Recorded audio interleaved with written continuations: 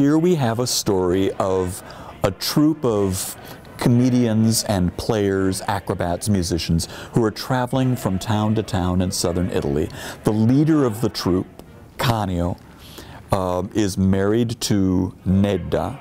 The marriage obviously is on the rocks, and he himself, we see him sort of disintegrate psychologically and emotionally throughout the course of the opera. What I think is interesting psychologically in the opera is this idea of the turmoil happening at the worst possible moment. And we see him completely come apart, and there's this, horrible, shocking ending.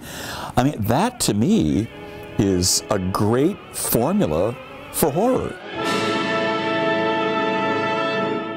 One of the cool things about this play within a play in Pagliacci is the fact that we also watch the onstage audience, the villagers trying to enjoy this play, see Canio begin to break character, and they're not quite sure whether it's part of the performance or whether it's really him. The star, Canio, who is the Pagliaccio in the opera, is played by tenor Frank Peretta. So there's this scene where Canio he arrives drunk. He is unable to keep from digging at Nedda for fidelity and for faithfulness. The whole thing begins to show, and it pops out a little too much, and the audience goes, gosh, I don't know, is that real? Is it? And she pulls it back in, and suddenly he's like, all right, back to the lines of the play. And so it's constantly stepping over the line and stepping back behind the line and stepping over the line and back behind the line. And the audience thinks they're seeing a show that's spectacular because it's so real. It is that verite, or the fact that this could really happen possibly, that's what starts to get people feeling fear, terror. Horror, unfortunately, is seen as a cheap genre. Right. Sometimes there tends to be quite a narrow definition or a narrow understanding of what that entails. For example, what are the objectives of a good horror story or a good terror story?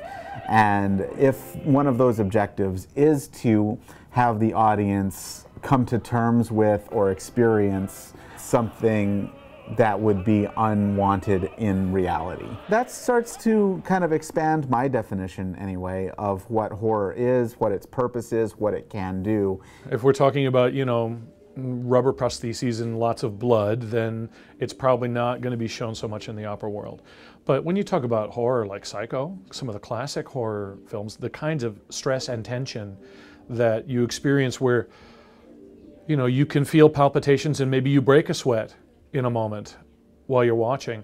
Yeah, you can have that in opera. Absolutely. I have no problem accepting that and saying that that is very real, a very real part of the tradition of opera, because opera is also about very high, very intense emotions. But those emotions are the musical expressions of things that we all experience as human beings. The music in this is incredibly tensious to begin with. It starts with incorporating the tritone, the devil's pitches. It's I could show you on the piano. So you've got a perfect interval here, nice, clean, solid. Tritone, resolution, and the tritone was not used in a lot of religious composition back in the old days because they considered it to be of the devil, so they do not use the tritone. It's like that kind of thing is very like ominous sounding, and so the score really lends itself to tremendous tension in this because it displays that emotional content.